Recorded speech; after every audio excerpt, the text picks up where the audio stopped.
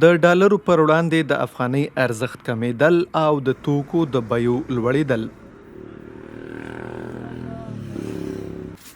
افغانستان کې د ډالرو په مقابل کې د افغانیو د ارزښت کمیدو وروسته عام خلک د توکو د بیو له لوړېدو سر ټکوي.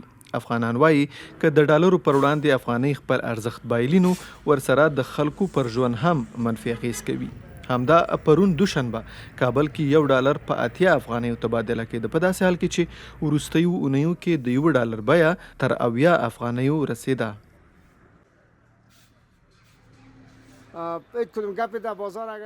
نړیوال بازار کې به څه خبره نه وي، خو په افغانستان کې ډیر تاثیر لري. په سوداګرو نه خو په عامو خلکو ډیر اغیز لري. د وویل اوس مهال کابل کې د وړو غوړو او وریجو بیې له 200 تر 1500 افغانۍ لوړې شوي. د ډالر پر وړاندې د افغانۍ ارزښت په امریکا متحده ایالاتو کې د ټرمپ له لوړې وروسته د افغانستان په شمول ډیر شمیر هیوادونو سره د نغدي مرستو په اړه له څرګندونو وروسته ټیټ شوی.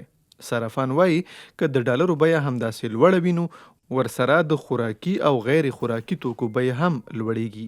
نو په ډیر شان اوس مطلب داسې معلومیږي ګر شان مخ شي نه لرو اگر په ډالر راځي ډالر باندې راځي، یعنی هر شي داسې ګران شوی د غوړي مقابل کې کارته کچیر خوراکي توکي جم داسې ګران شوی دي.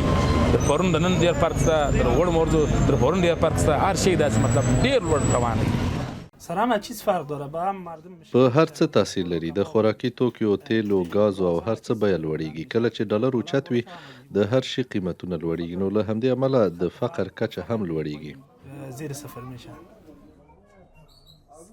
څارونکي وایي د افغانۍ ثبات د امریکا په مستقیمو او نامستقیمو هغو نغدي مرستو پورې تړلی دی چې له مرسته رسونکو سره په ډالرو کیږي او بیا بیرته دغه ډالر بازار کې په افغانیو تبادله کیږي.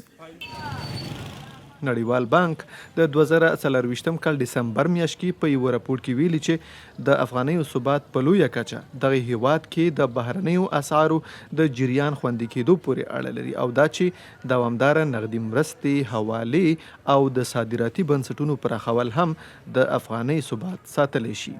په همدې حال کې د افغانستان بانک خبر ورکړی چې د افغانۍ پر وړاندې د ډالرو د ارزښت کمولو په موخه به سبا چهارشنبه 20 میلیونه ډالر اعلان کړي.